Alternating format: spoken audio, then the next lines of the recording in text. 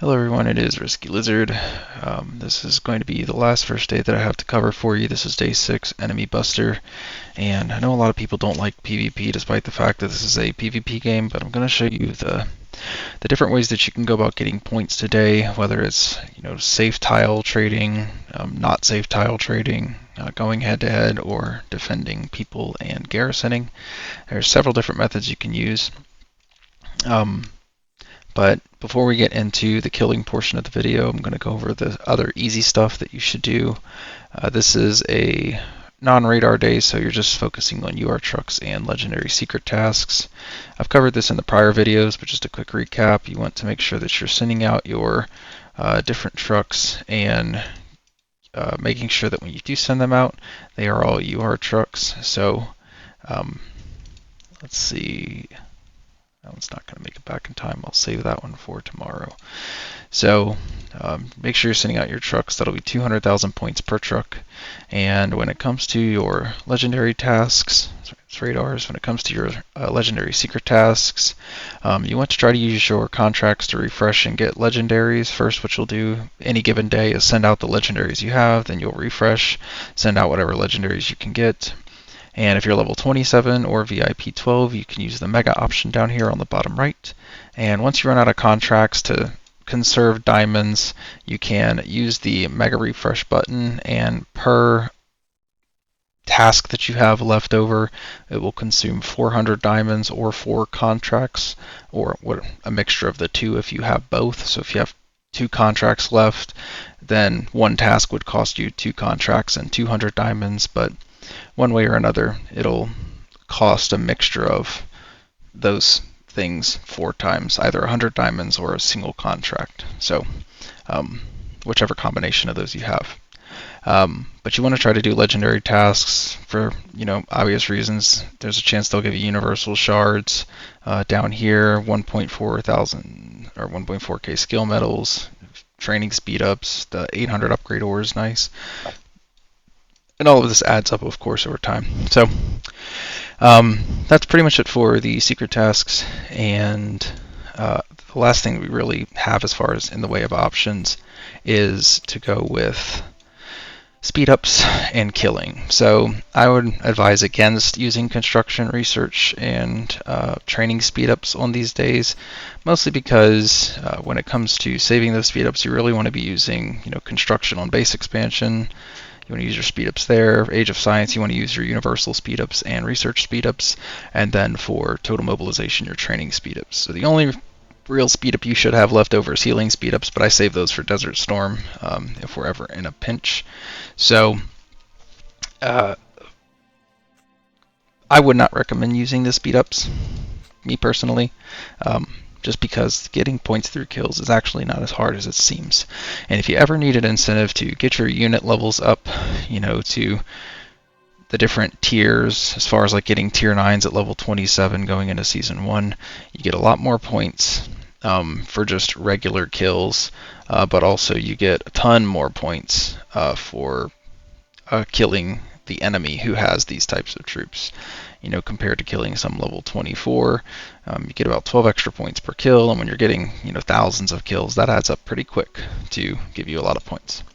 So the next part I'm going to go into, and I would say save the speed ups as a last resort, is just focus on the killing aspect of it. And there's a few things that you can do to get into PvP, so to speak. So the first thing you're going to want to familiar yourself with are bubbles. Let's start with bubbles. If you don't want to kill people, or you don't want to get attacked, or you don't want to engage in the kill event day, then at reset, when the kill event actually starts, the beginning of the day, no one can come and attack you from another server for the first 5 minutes.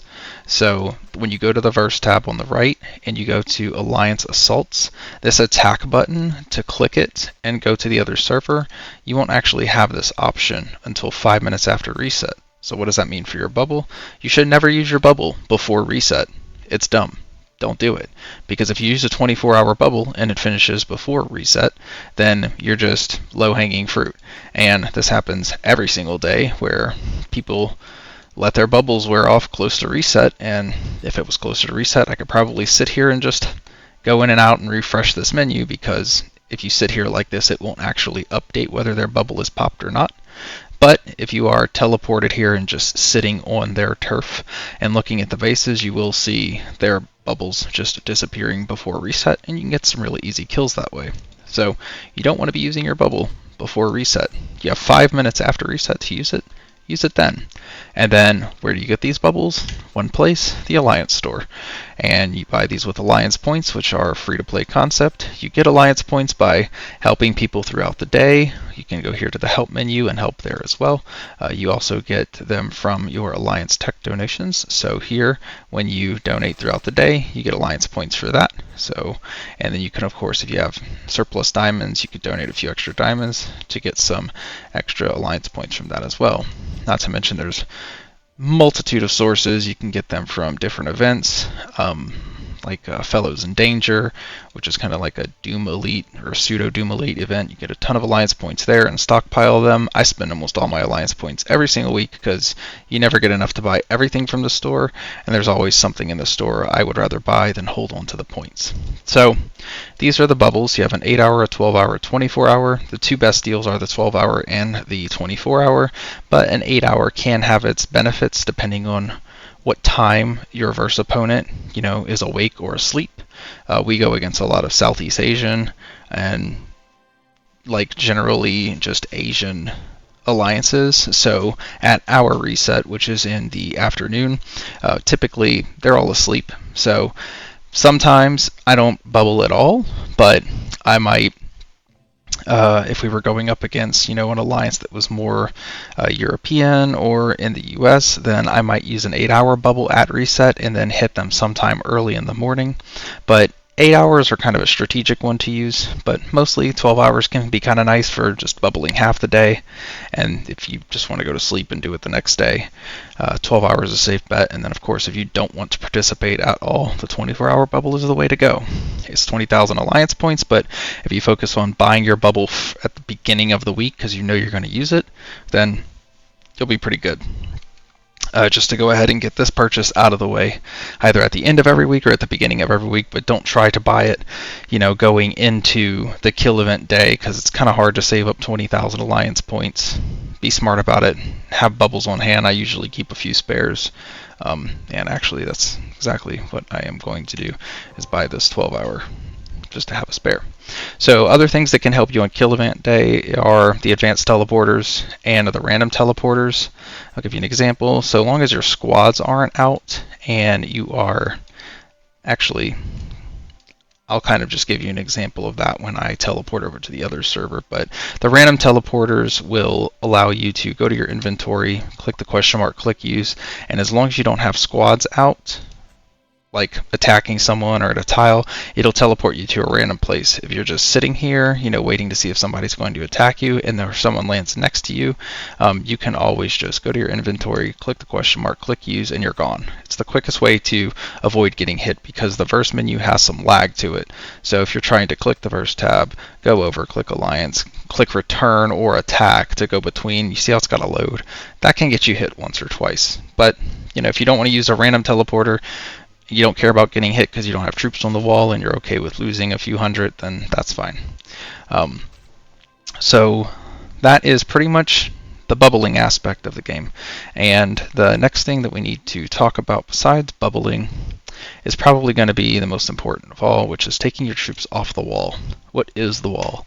So the wall in your base is this part up here. You click on it, it says wall. It's one of the construction requirements as you level up your headquarters. There is a blue house icon here. If you click this, it will take you straight to this menu, and you can take your troops off the wall here. By checking them, you put them on the wall. Depending on what order they're in, this is the order they fight in. My air squad would go first, my tank squad would go second. I can switch that order using these arrows around if I wanted to, but I don't want to. And when you want to take them off the wall, which is what you should do if you are a lower level player and you're not confident in defending because trust me, it's happened to me a ton of times. Any whale from any server can drop in on you, hit you 4 or 5 times if you've got 2 squads on the wall. That's 4,000 kills for them if you have a 2,000 troop march. So 4,000 kills 5 times, 20,000 troops automatically killed.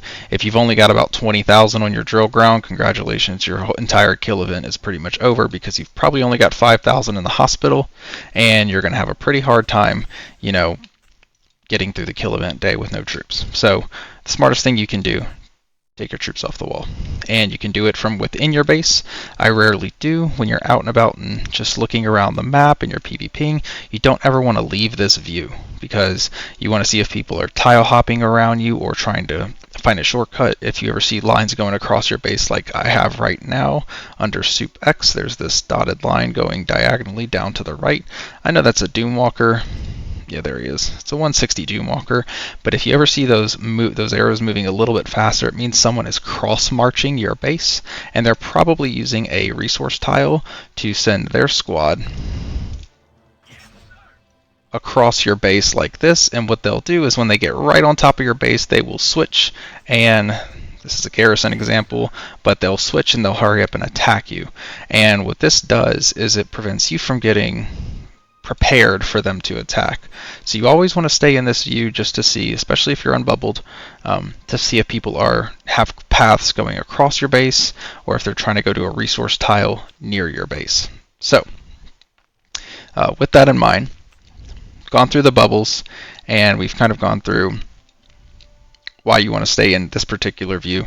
But the most important thing here is you can also change your wall and your base skins and everything else, and apply shields and things like that. So here you would just click the house button, click set defense lineup. If you have people garrisoning you, this is where you would also go to view. It would show your reinforcements if anyone else was garrisoning you, but you can set line defense, and you can put squads on the wall here as well. But yeah, that's the 2 different ways you can do it, inside your base or outside of your base. And yeah, that's pretty much it for that. So now I'm going to kind of go through the different options you have as far as PvP is concerned. So a lot of people, they're kind of insecure about their PvP capabilities, but there's kind of an art form to it. And the more you practice, the better you will be. The less you practice, the worse you will be. Those two go hand in hand, because it's the same thing said 2 different ways. But let's say reset happens and you want to try out kill event. Here's what I recommend to you if you just want to stretch your legs and get used to hitting bases. You want to first wait till reset. First 5 minutes, you want to be doing, radar tasks if you have them, secret tasks, sending out your UR trucks. But if you know you're not going to use your bubble, then you're going to teleport over. You're going to be waiting for 5 minutes past the hour. You'll click the verse tab and you'll click attack. Now this attack button will always take you to near where the marshal's guard or your hive is majority located. So in this case, our verse opponent, you can see here these names are white. Our verse opponent's names will be in red. And when you zoom out further, they get a blood red icon, which makes them very, very easy to find around the map. Let's see, there's got to be one. There's one. So there's one down here, and they're bubbled, but you can see I can find them really quick because they stand out from everybody else. So with that in mind, let's just go ahead and teleport over to here, and I will give you a couple of examples of what you might do for kill events. So there are a few people bubbled, or unbubbled rather, but I will go ahead and show you something you can do. So I'm just going to teleport right here, and that will put me right in their hive, and I'm bubbled, so I don't have to worry about getting attacked or anything, so I don't have to worry about putting squads on the wall for defense or anything like that. There are a few things you can do. If you are unbubbled, you basically want to land, and immediately you want to click on a base that you plan to attack. First of all, you want to have a planned base that you're going to attack before you teleport over. Don't just teleport over and then start looking. You want to look first and then teleport, because you don't want to drop into a very strong hive and get erased and then have no troops to do anything. If the alliance you're going against is too strong, you can always go to the outer edges of the map where you can just pick a completely different alliance altogether, like one of these smaller alliances, and you can just look for unbubbled people down here and go try to get some kills off of them right at reset before their hives get hit by their verse opponents or by other people. So, but if that doesn't apply to you and you think you can take on some people here, you're going to get a little over twice the points for attacking your verse opponent, so this ends up being more worth the stamina if you can take them. So once you're here, say I dropped in and I was unbubbled, the first thing I would do is I would hit this scout icon, which is the little telescope icon that is blue, and I would immediately scout them, click mail, click battle report, and all I'm looking for is a scout report that will look like this, and then you'll click it, and it'll tell you if there's anything on their wall. So here is a scout report that I did saying scouting this base. This is from Winterstorm, but I scouted this person's base. I saw that they had 2 squads on the wall.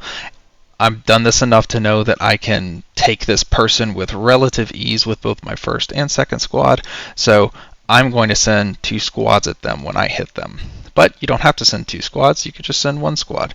You could just send your second squad. At any rate, I'm going to attack them. It's not this person, by the way. That was someone else that I scouted. But I don't want to scout, because if you scout, it'll break your bubble. So first thing you're going to do is scout them, and you want to see if they have any troops on the wall. If they don't have any troops on the wall, you can pretty safely leave them alone. And what does it mean when they have troops on the wall? It means that when you scout somebody, like in this report for here, you scout them. If they don't have troops on the wall, it says right here, scouted location has no garrison troops. So when you hit this person, you're not going to get any points for killing their troops. You're just going to breach their base. So they will lose troops, but they aren't going to give you any kills for the troops that they lose. The troops that they lose are called direct kills, and if you leave your base unguarded or your base is breached, which means it gets set on fire because they killed all your squads and then also hit your base and set it on fire, that's called a breach. When it looks like this guy's base and it's on fire, that means you were breached, and it's a good time to get out of there if that happens, if you put squads on the wall and they hit through them, because they're just going to keep hitting your squads and doing this to you. So if your squad is breached and on fire like this, every time they hit you and you are breached, you lose about 300 troops. And if I go through my mail here and I look at a defense failed, this is a situation where my defense failed, so he attacked my squads, and I think this particular one was actually in Winterstorm, so that's not a good example. Let's look for a defense failed that is, again, because those troops have partial life, I know that they failed while they were guarding something. So in this particular case here, you can go to the last one, or this one. No, this one's not going to show it either. But on the statistics page, when your base is actually breached, it'll say right here below the troops, where it says level 9 troops, it'll say that your base was breached and you lost X amount of troops, which typically will be like 300 to 350, something like that, depending on your drill ground. You lose like a tiny percentage of your troops every time. Again, they don't get points for those kills, but you do lose troops directly off your drill ground. So even though you lose 300 troops per hit, it takes 10 hits to ash you, so the most you're going to lose are 3,000 troops. 10 hits, 300 troops, 3,000 troops in total. And they won't get any points for those, but you will lose 3,000 troops. But the alternative is, even if you leave 1 squad on the wall, for example, when I go to send one of my squads to one of these mining tiles, for example, you can see I've got a lot of troops in here, 2,095 troops in this march. So if I have just this squad on the wall and their squad kills this squad, I'm losing 2,000 troops in my squad that are going to go to my hospital, sure, but if they kill the squad and they also breach my base and set it on fire, then I'm going to lose another 350 troops on top of that. Not only that, every single time they hit, I'm losing 2,000 troops, so my hospitals, which only have 5,000 capacity up here, are going to be filled up after 3 hits, basically. Then every 2,000 troops I lose when the squad continues to lose is going to lose 2,000 troops to death automatically because my hospital's full. So the alternative to, not having troops on the wall is to have troops on the wall, but if a whale comes along and hits you, or someone stronger than you comes along and hits you, they can wipe out your entire drill ground in 4 to 5 hits. That's just how the game is designed. It's hilariously stupid. So unless you're a whale, the recommendation for kill event day is just to leave your squads off the wall, because at any point in time, a whale can drop in and hit you. The only time you really want to put troops on the wall is if you're, say, down in a smaller hive and 1 or 2 people are coming to hit you and you have time. You can just hurry up and click this right before they're about to get to your base. You just hurry up and click, and maybe you just throw 2 squads on the wall, and then you watch them hit you, you watch them burn, and then you can just go back in and take them right back off the wall. That might be enough to deter them if they see that they can't get through you.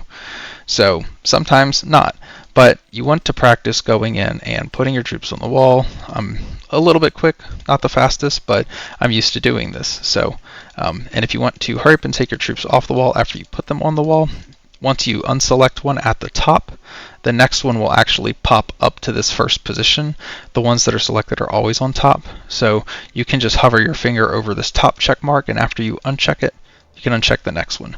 So if you minimize the movement, then it'll be a lot more fluid. So say someone dropped in next to me and I'm like, crap, that person looks like they can ash me. Hurry up, go to line defense, double click, they're off the wall. Then by that time, they might be hitting me. That's fine, but I don't have squads out. Click the random teleporter, click use. They might have gotten a couple of hits on me.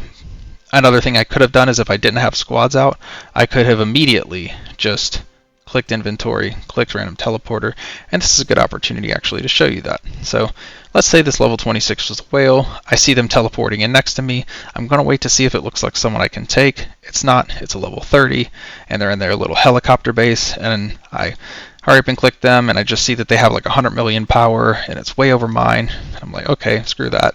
I'm just going to come here, click the question mark, click use, and I would teleport away. But I'm using this as an example. I've got my squad out gathering, so it doesn't work. You have to have your squads at home. So as long as you're just sitting here planning your attack, you see somebody teleported next to you, and you're like, nope, too big for me. Click the question mark, click use, boom, instantly gone. They can't get a hit on you. Squads just don't march fast enough for them to get a hit on you. The way that this would be different is if you weren't paying attention and they happen to come across you, they could potentially hurt you in that sense. So I can see this is one of our verse opponents out here, so I'm just going out here, so if he wants hits, he can go ahead and get the hits. I'm just giving him something to hit because we have a ceasefire and we were doing tile trading. So I'll go ahead and explain this, what I'm doing right now actually. So I'm bubbled. If I attack anyone, I'm going to become unbubbled. If I click his base and I scout him, it's going to ask me if I want to unbubble. So it's saying confirm if you want to unbubble. I don't want to, so I'm not going to do that. Another thing, if I go to attack him, it's going to ask me, do you want to unbubble? These are all things that will give you war fever, which will lock you into PvP for at least 15 minutes and you can't put your bubble back on again. Another thing that you can't do is attack anyone on a tile. So if you go around the base, usually you can find some poor joker who is on a tile. I don't see any off the bat, but let's go ahead and just keep on looking really quick.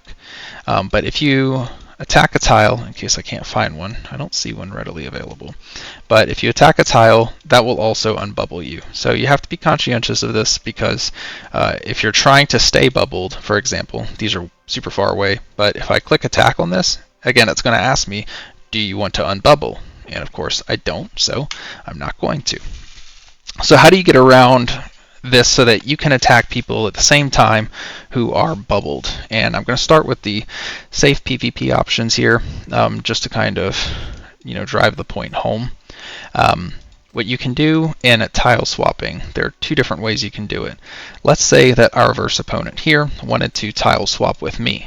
Since he's unbubbled, all I would do is I would send my squads out like I just did, and if he wanted to hit them, he could hit them. So I would just send a squad out to a tile that's not occupied, and then he can hit that squad, either burn on it or kill it, whichever. I'll get points either way. You get more points for kills, but it's nice to be accommodating if you have an agreed upon ceasefire to send out, a first and a second squad. He'll scout both of them, see which one's the stronger and weaker one, send his strongest squad, probably at my second squad, send his second squad at my first squad. That's the courteous thing to do. People don't always do that. So that's one way to do tile swapping. And all you have to do is reach out to your verse opponent, message some people, message their leadership, just ask, hey, do you have anybody who wants to swap tiles and not kill each other? And there's usually plenty of people who don't like PvP who will happily sit there and do this with you. But not everyone will trust you to be unbubbled next to you, especially if you're stronger. So what do you do in that case? What you do in that case is what's called mutual tile targeting, where you pick a tile. So for this person, we're pretty close to each other, and you can see the speed that I travel to a tile is pretty quick. So the speed that my march is going to this tile might be too fast for them to respond or notice it. So what you typically want to do is just pick a tile, and let's pretend that he's bubbled and I'm bubbled. What you can do here is you can pick a tile a little bit further away, and you hit this little share button up here in the middle. And if you click that, and you've messaged them before and said, hey, like for example, I messaged this guy last, so he's going to be at the top of my list, and I'll just send him a tile. And then I'll send him that tile and say, hey, let's send our squads to this tile at the same time. Neither of us will unbubble. And you just let them know. So when you both send your squads to the same tile, it's going to give you a prompt. Are you sure you want to do this? There's another commander heading to this tile at this time. It's going to give you a warning, check the box, and then click continue so that you don't get that box in the future. But what will basically happen is you'll see them send their squad, or they'll see you send your squad, and then you just immediately send a squad with it. You know, if you're quick, you can pick which one you want to send, but so long as their squad is not there yet, like for example, if he sees my squad is here right now, he could still send his, he could still send his, he could still send his, he could still send it, and then now he can't because that's going to be considered attacking. But he had all that time to click the tile that we agreed to go to and hit it. So that's one thing to consider that you can do. So this is how you mutual tile swap. Or synchronized tile swap. There's a few things it's called, but you can both be bubbled for this. No one is at risk. You're not going to get ashed. There's no way for them to fake you out, because if you accidentally try to march on their tile, you're going to get this big warning saying, hey, do you want to get rid of your bubble first? There's no way to accidentally unbubble unless you just are dumb and you click that button. So don't click the confirm button. But even when you do click the confirm button, it's not going to unbubble you right away. So you still have to send a march, for example. So here I have the different marches that I could send, but I'm like, oh crap, I didn't mean to do that. See how I'm still bubbled? I still have my bubble. Even though I clicked confirm, all that does is put me in the menu to attack. But until you actually hit the march button, your bubble will still be intact. So that's kind of a good thing. It can still save you. Just don't go spam clicking. Be careful. So that's it for mutual tile striking. Now, in case I just didn't say it in enough detail, the other type of tile striking, he's obviously pretty comfortable being unbubbled. He likes participating in kill event. He's got almost 1 million kills, so he's no stranger to it. He probably doesn't care if he gets ashed. Probably doesn't have troops on the wall, if I'm being honest. Any seasoned player wouldn't. And most people, when they hit you and they see they can't get kills, they'll usually stop, unless they're vengeful and they just want to ash you, which there's a lot of people like that too. So don't be upset if you get ashed. It's part of the game. Pick yourself up, get back out there, go at it again. So what you can do in this case, when he's unbubbled and you're bubbled, or if you're unbubbled and they're unbubbled, you can still message this person and say, hey, do you want a tile swap? I don't recommend being in the message menu with somebody in their DMs and talking to them while you're unbubbled. But if you're bubbled, it's not so bad. I'd rather be bubbled when I'm private messaging people, because I don't want to be in a situation where I'm in a chat menu like this. I can't see my base behind the chat menu. I'll usually move it off to the side a little bit so that I can monitor while I have my chat up. And here I can see if there's any dotted lines going over my resource tiles near me, and see if anybody's trying to tile hop to get to me. So that's the other thing that I want to get into beyond the safe points. So let's talk about strategies for when you're not bubbled and you're actually out here trying to attack people. So let's say I was unbubbled and I wanted to attack this guy. So I teleported from the other server.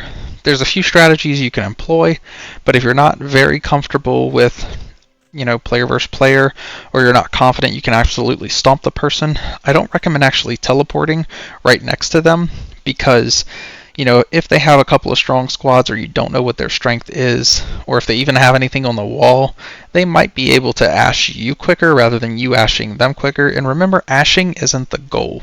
The goal is to get kills, because verse is all based on how many troops you kill. And when it is your rival alliance for verse, you get a lot more points for these level 7s and higher per kill that you get. So the more kills you can get, the better. You do get some points for losing troops, so it's not the end of the world if you lose troops. At least it counts for something.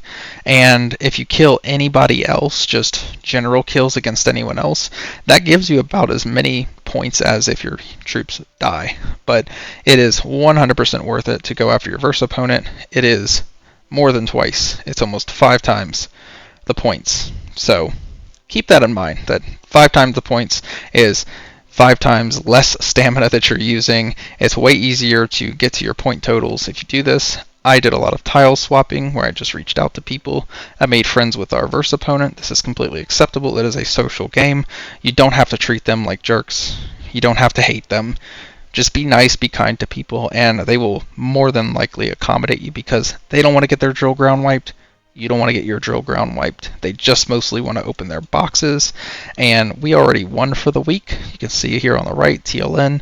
So we had a ceasefire, like a non-aggression pact, so to speak, temporary, where we're just not going to go over there and erase them off the face of the earth, and they're not going to do that to us either.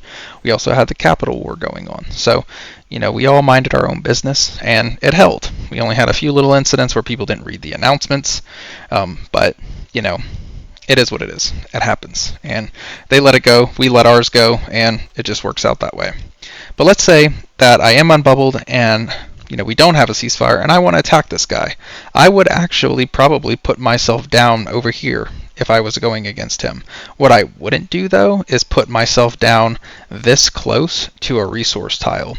In fact, you never want to be this close to a resource tile, because all this is going to help anyone do is hop very close to you, because when your squad is on one of these resource tiles, you get a faster march speed if your garage is upgraded to hop between these resource tiles.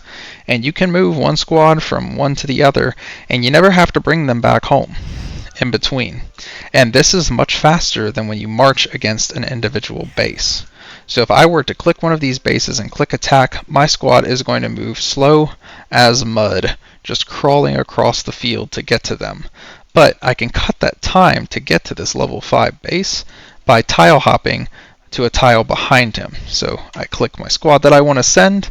You see how my line goes over their base. I click march, and then here goes my squad at the speed of sound, just humming by, and then I can click attack, click confirm, click the squad again, click march, and then it'll just attack them. And if you get really good with the timing, they can get a no notice hit on their base, where their screen will flash red for just an instant blip, and they won't even realize most of the time that they've been hit.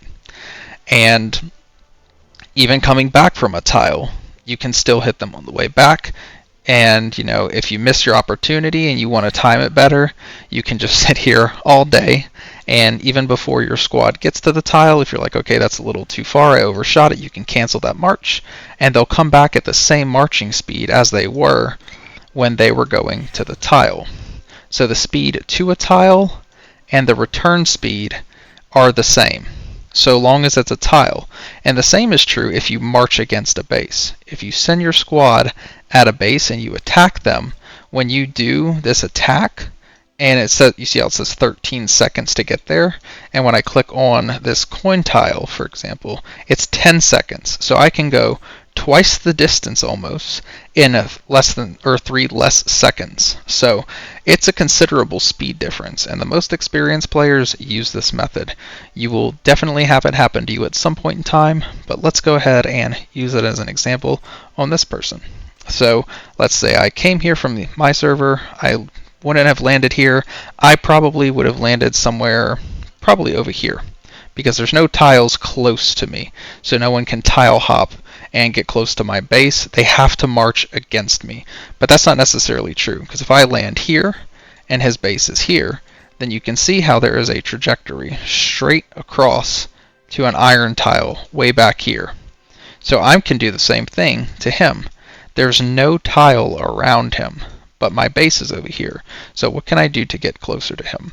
I can come over here. What I'll typically do is when I see me and I see the enemy, I just swipe past them and I look for a tile that is in that same trajectory. Here's one, and then you send your squad just like that, and then you can click your squad and it'll bring you to them.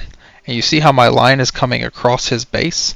This is close enough to where when I get by, I can click attack, confirm, break my bubble, click that, and then hit him with a very short distance march. And then, of course, after you're done attacking them, if you want to hurry up and get your squad to come back faster, because after you attack them, your squad is going to be walking back. They're not going to be running back like they are now. You can pick a tile close to your base if there is one relatively close. And once you get you'll start marching faster once you're going to a resource tile that's not occupied.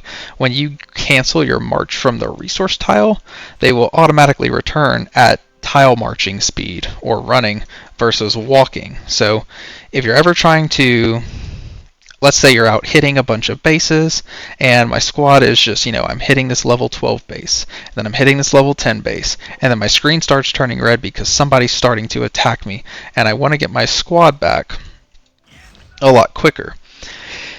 What you can do is, while your squad is out here, let's just go ahead and say, I attacked this level 10 base, I attacked it again, my screen starts to turn red, there's no one immediately by me, but someone from, let's say this level 19 is starting to march against me, and his squad, he just clicks me and he clicks attack, and his squad starts slow walking towards me.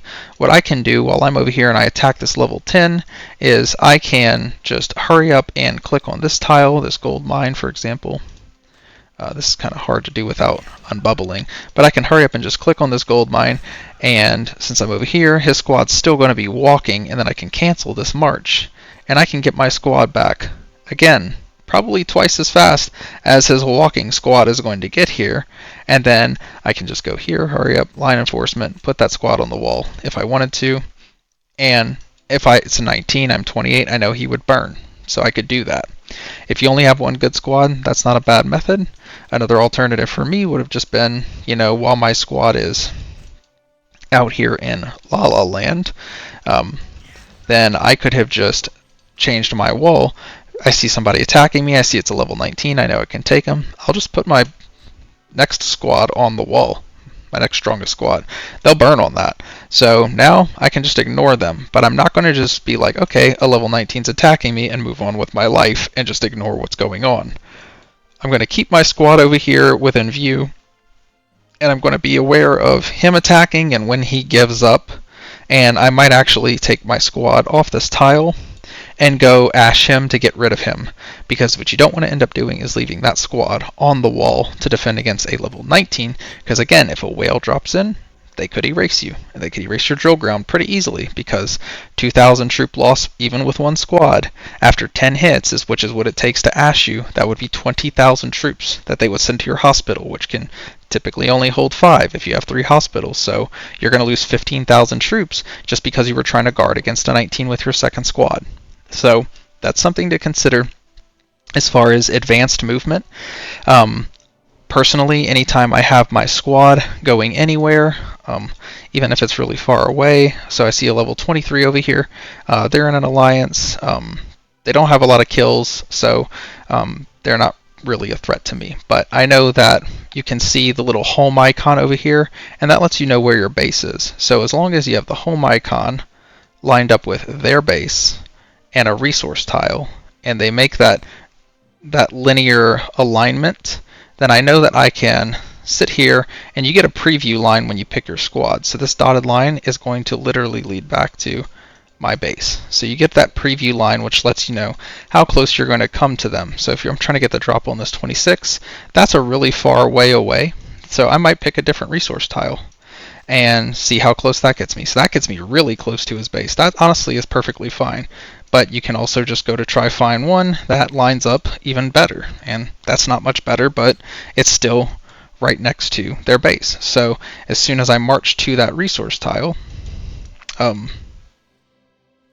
don't know why I did that, but as soon as I march to there, that resource tile, they'll be going, double time, super far away, and they'll eventually get here, and then I'm basically just going to sit here, kind of with this line in view and the base, and you can actually sit here with the squad that is coming, and you can click them and see their timer, and you can just sit here and you can wait until they get really close by, and the second that they get right there, you can hit march and they'll instantly attack them. So right there you would hit march and they would just change direction and attack. So that's one strategy you can use. And then of course, if someone drops in on me and they're about to attack me, my squad is way too far away to make it back. So what do you do in this case for the verse event specifically when your squad is way back there. I went to a tile nearby where I was attacking, but it's just not going to get back in time because whoever it is dropped right next to me. Well, you can't use a random teleporter because you have a squad out, and it's going to tell you have troops outside your base. You can't teleport. You can't use an advanced teleporter because you have troops outside your base. So I can't advance teleport. It's not going to let me. So with that in mind, once your squad gets back, sure, you can teleport, but that might be too late. But what you can do, for example, now I've got troops outside of my base. You'll see here I can't use my random teleporters because I have troops outside my base. You want to get used to clicking the Verse tab, Alliance Assault, Return, and then wherever our Alliance Assembly Point is, you will return there. For critics' sake, I'm not going to because we're doing Marshal's Guard. So I'm going to go ahead and just come back here and just be around them. So that is pretty much all there really is to it in terms of the kill event. You want to try to maximize your ability to move around the map without just direct marching against people. You never want to be in a situation where you're really far away from somebody and I don't see anyone who is from our enemy alliance, but let's just pick a random base. You don't be like, okay, here's an enemy. I'm going to just attack them from way the hell over here. You never want to just attack their base and slow march your troops over there, because while your troops are going there, even if they move, they are going to continue to go there even after they move their base. And in that time, what they can do is find you, teleport next to you, ash you before your squad ever even gets to where they're going, because they're going to be moving so slow. So you need to keep that in mind. And the tile hopping method is definitely the preferred method for getting around. Every high level player is going to be using this method because of the march speed and the sneaky tactic of it.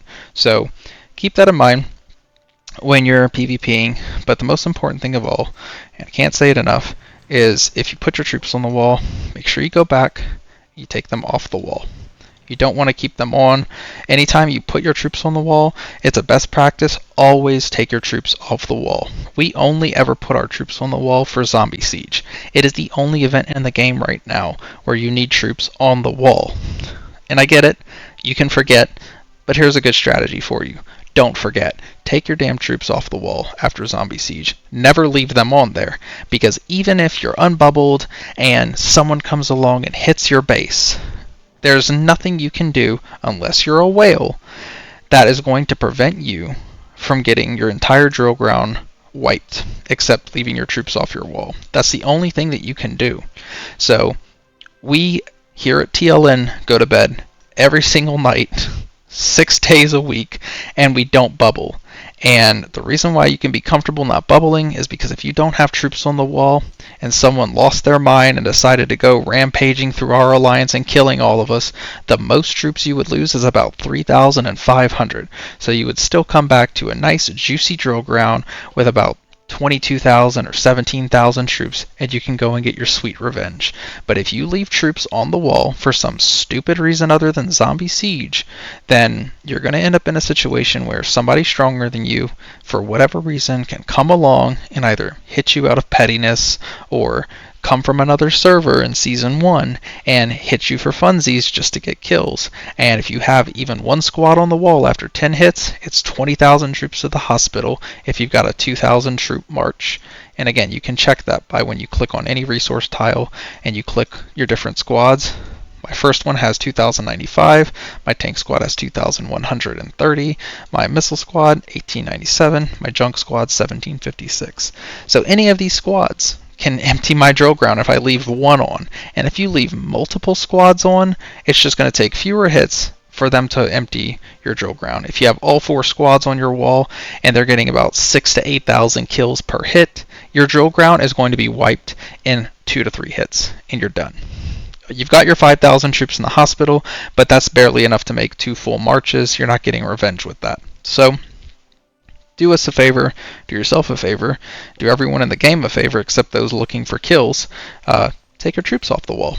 That is the best thing that you can do for your alliance, because anytime anyone hits you for verse points, they will see that they don't get any kills from you, and they would much rather save their stamina than waste it on you getting no kills, because they are getting no points. And so what if they ask you? Try to teleport away if you can.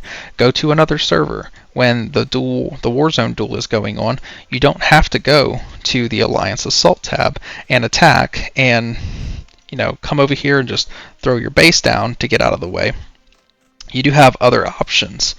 And keep in mind, anytime you use this teleport, you don't want to end up in a situation where you're trying to go back and forth or somebody's chasing you, because this has a cooldown.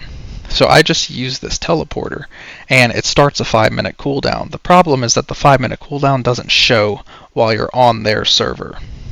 And you can't go to another Warzone when you're on a different server already. In order to go to a different server other than your own, you have to return to it first. So we're in Warzone Duel right now, and if you look at the grouping, I can go to any of these servers, but I'm not going to be able to do that. One, because you can only teleport between servers every 5 minutes. It doesn't matter if it's to your verse opponent or if it is to your Warzone opponent. You can only do it every 5 minutes. So keep that in mind. But what you can do sooner than 5 minutes, say you get into a new server, you start attacking someone, and they're like, nope, we're going to ash this person right away, and that person is you. So what you do is you click return, and nobody can stop you from doing it. You just come back, boom.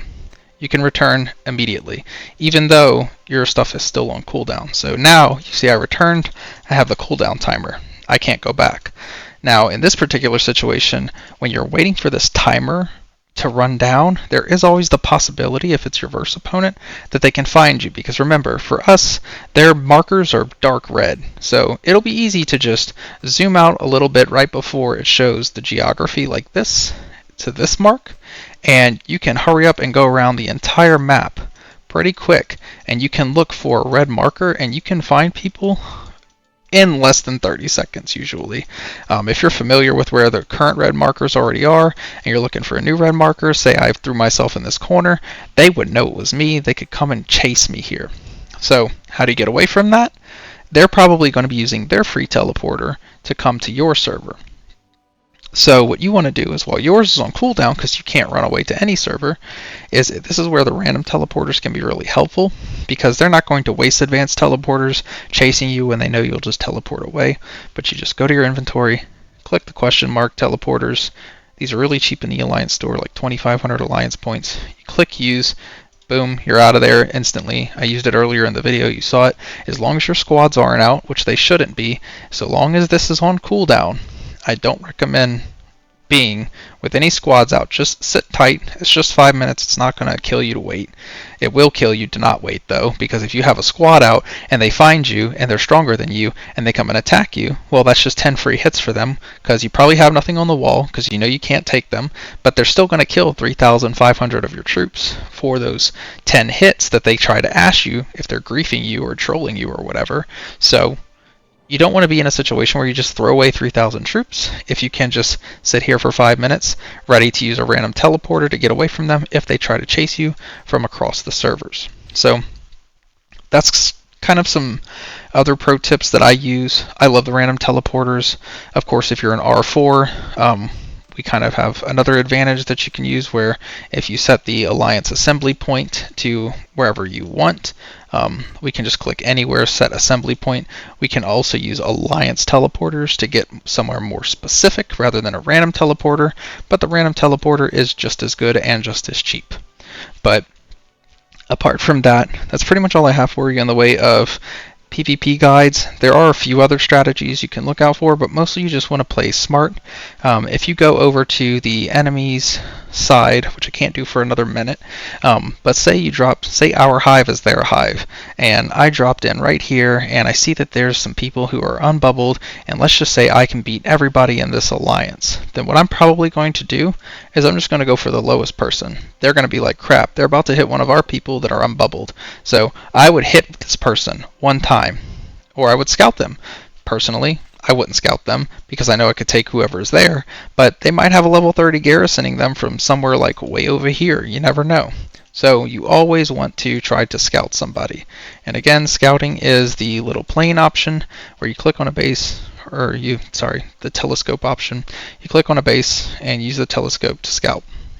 So that is basically what you want to do, and then you want to come to mail, battle report, and you want to check the scout reports. It'll be at the top of this list, and you just want to look and see if they have anything on their wall, and if they do, then it'll show up in the scout report. If they don't have anything on their wall, it'll just show up blank like this. So if they have something on the wall, you can see what level the troops are. If they're level 150, for example, you know a level 30 is there. So maybe don't attack them if you can't take on a level 30. It's kind of something to keep in mind. But other than that, that's pretty much the only real strategy you need. Scout first, then attack. Be wise with your troops, but more importantly, let's say you're evenly matched and I go to hit Craven here, or Swamp, and I know I scouted him, he's got one squad on the wall, our squads are about equally matched. So even though we're equally matched, roughly, say I attack him and he almost kills my entire first squad, I don't burn on him, but I don't know how many troops I lost when I attacked him, but I know we're about evenly matched. So I'm going to go and just attack him once, check the battle report, and right here you can see units defeated. This will be how many units they lost. That doesn't tell you much unless it says, that you were defeated in battle. When it says that you fail, so for here, defense failed, it will still tell you how many of their units you defeated. This is basically the only information it's going to give you. It doesn't give you how many of your units were defeated. So you need to check the report, and you need to look for your name and your bar. They can be on either side depending on if you're defending or attacking. But you want to see how many units you're losing, because what I don't want to do is, even though I didn't burn attacking him and my squad came back fine, I probably only came back with a few troops. And if you go to heal those troops in your hospital, and you have to heal like almost 2,000 troops, that can take a while. So what you want to do as a strategy for healing troops is you want to, depending on how many helps you have, you want to try to heal fewer troops at a time. So for example, I'll send this and we'll come back to this in a minute, but whenever you have injured troops and a lot in your hospital, like 1,000 or 2,000 troops, don't heal all of them and then click the help button. Move the slider down for your troops so that you have less than, like 100 or 200 or 300 troops, something like that, and then click the help button, because people can assist you clicking the help button, and they can almost insta-heal your troops. Then you click the troop button over here, and then you can put more on to heal, and you can just heal 300, 300, 300, 300, and then you don't have to use speed-ups. The only time that you wouldn't want to do that is if you're being rallied, or if somebody's attacking you that's really strong, but not so strong that they're burning you, but strong enough to where they're taking out your troops. Then you might want to use speed ups. Honestly, in that case, you might just want to get out of there. It really just depends on how much you're willing to sacrifice. But here is the healer. So when you click this, you can drag this slider, and let's say after I attacked him, there were 2,000 troops here. I wouldn't want to heal them all. I'd want to drag this down. So you can see the time that it's going to give for me to heal 53 is only 23 minutes. I know I get about 17 minutes per help, so I only need 2 helps to heal this many troops. But because I get 17, maybe I just want 1 help. So if I click heal, as soon as 1 person helps me, they're insta-healed because they took off 17 minutes of time. And then I can just go here and I can finish healing the rest and click help. And then they help me. They're insta-healed. So as long as you've got active alliances and there's plenty of people online, this is basically some stuff that you can do to improve your PvP experience. But as always, if you have any questions, you are welcome to reach out to me in-game and ask away. But for the most part, I think I do really well in PvP. My credibility is that I have 6.8 million kills. I rather enjoy it. But again, just keep in mind you don't necessarily have to go hard into the alliance and try to attack them like it looks like someone recently did to our poor opponents here, because there's so many bases on fire. If you're not comfortable dropping into a hive like that, again, you can just look towards the corners and the edges of the map. You can find another alliance down here. You can just drop in on them. You don't have to drop in this close, but you can. It is an option. So that's one thing that you can do. And then, of course, remember you can return at any time just to prove that point, not so subtly. As soon as you go over there, if you're like, damn, I'm in a bad place, there's actually someone really strong here, just get out of there. Save your troops. But that's some stuff that you can do as far as, you know, being bubbled and attacking people on tiles mutually, or putting your stuff out for them to attack if they're unbubbled, and that can go vice versa. They can be bubbled and you can attack their stuff. But the most important thing, actually, of all is remember that when you attack somebody on a tile, it doesn't consume stamina. So if you are having problems with stamina, then, you know, don't screw yourself over and end up in a situation where you don't have stamina, so you feel like you can't get points. You want to try to go around and at least look for tiles and stuff, because tiles don't use stamina. So if I park my stuff on a tile, I don't have to worry about using stamina for those attacks. It doesn't use any. So don't worry about not having stamina. Just ride around the map. You can usually find people on tiles around the capital, but what I recommend is if you're attacking their capital, don't park right next to an alliance and then go around the whole capital hitting tiles, because what's going to end up happening if you do that is you're going to end up in a situation where some really strong person is going to come and ash you. The better thing to do when you're trying to just hop between tiles and hit tiles is to either land in the mud near the capital, because if they want to come near you, they're going to have to bubble, and that's never a good thing for them. They don't typically want to do that. So keep that in mind. And actually, since I garrisoned, this is kind of a quick thing I can show you. This is how slow you return after you attack somebody as well, after you've garrisoned somebody. So whenever you go to garrison somebody or attack somebody, it actually happens at the same speed. So you can see I wanted to garrison Flash Runner because he's not bubbled. So doing this is extremely slow.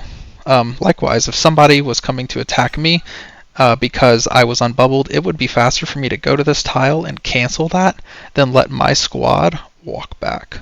So just to kind of give you an example of how big of a difference it can be, I'm going to go ahead and send my Garage 1 and my Garage 4 to 2 different places, and you can see the distance or the differences in the speed. This one is marching against another base. This one is marching to a tile. So now I'm going to, after this garrison happens, I'm going to cancel this garrison first and pull them out. And then I'm going to also pull out my squad out of the tile and just watch the return speed difference of how crazy it can be.